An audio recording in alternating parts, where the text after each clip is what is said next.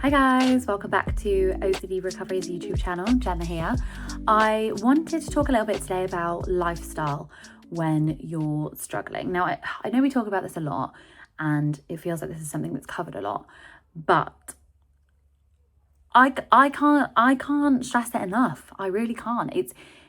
It's one of the things that I think is so underrated when people are going through recovery. They're so focused on the big things that we give them, the things that we implement that isn't something they would normally be doing anyway. So they're really focused on the disputing or the exposures or cutting compulsions, which of course are all fantastic and all things that you have to be doing. They are all part of it. They all need doing. But if you're snoozing your alarm every morning, not going to the gym anymore, eating crappy food all the time, not cooking for yourself because you feel like, well, I've had a hard day, so I'm just going to get takeaway, or I don't have time to cook, so I'm not going to. If you're not looking after yourself in all ways, then OCD is just going to cling on to that and go, oh, okay, so you can't handle this. You can't handle these emotions as well as maintaining your life, because that's what it is. It's maintaining the things that you would otherwise be doing if you weren't suffering with OCD. And we always say that you need to act as you would if you weren't experiencing OCD. But if you're, constantly cutting corners because all of these things that you're implementing feel too much, then that is you changing your life based off of the fact you have OCD. You are then adjusting what you would normally be doing. So I think the most common things that are overlooked are diet, definitely. I think, and I don't mean that in the context of binge eating. I think if you're binge eating, it's quite noticeable. It's, it's obvious that that's a problem. As you know, that was a problem for me. But with diet, it's usually not wanting to put any time into preparing food.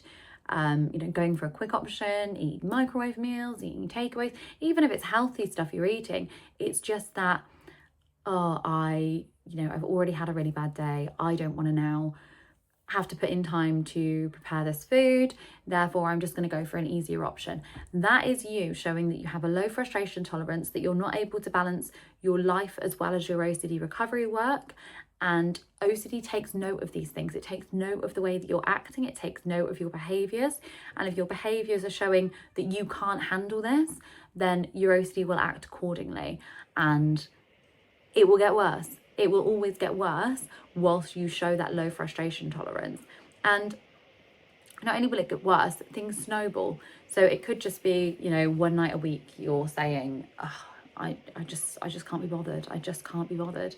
And I'm not saying you can never do it. That's when I said one night a week there, I think I don't want people to think that you can never do these things. You can never take an easy option, because you absolutely can, particularly once you're recovered. Like, yes, you have to maintain things, like you have to keep to a general routine and things, just to kind of show that you can keep that up.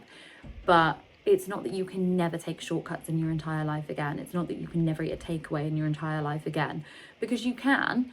It's just about, whilst you're really suffering, if you wouldn't normally, before you were suffering, if there is a before you were suffering, of course, if you wouldn't normally get a takeaway in the middle of the week, but that's something that since like suffering or since getting worse, you have started to do, the likelihood is you're doing that based off of your low frustration tolerance. And therefore it's something that we need to try and steer clear of, because that is you adjusting your life based off of your OCD and not living life as you would regardless of whether OCD is present or not. So it's super important that you keep up with your eating, your exercise routine. Now, I know that exercise, and my daughter made a joke about this, because when you speak to someone at school, like a mental health counsellor or something, they talk about, have you tried going for a long walk? Have you tried having a bath and things like that? And her and her friends make a joke about the fact that, if they're feeling low or whatever, have you tried a warm bath? Have you tried going for a walk? But honestly, there is some truth to it. There is. And I'm not saying it's the be all and end all. I'm not saying you know, a walk is going to cure you, because it's absolutely not. But what I am saying is that looking after yourself makes such a huge difference to your mental health. And that is going for a walk, that is looking after your hygiene, that is eating well, that is going to the gym, that is spending time with family and friends, that's having hobbies. You know, all of these things are part of your wellness. And yes, we want to focus on the recovery work because that's super important. You know, doing your exposures is important, doing your disputing work is important, cutting the compulsion, super important. But it's not everything. There has to still be that lifestyle structure in place as well, because that is really going to make a massive difference. And that is the thing that you'll notice will wax and wane at, like, dependent on how you're feeling. And that shows how important that is, because if you start dropping things as your mental health deteriorates, then you know that takes some frustration tolerance for you to keep that up. So that's super important that you're keeping that up, because it's part of the work itself. It's not just, oh, this is, you know, an additional thing. That is part of the work. Treat that like you would the rest of the work, because it is as important as everything else. Anyway, if you guys have got any particular things you want me to discuss in these videos, please just pop a comment below and I will do those for you. Thank you.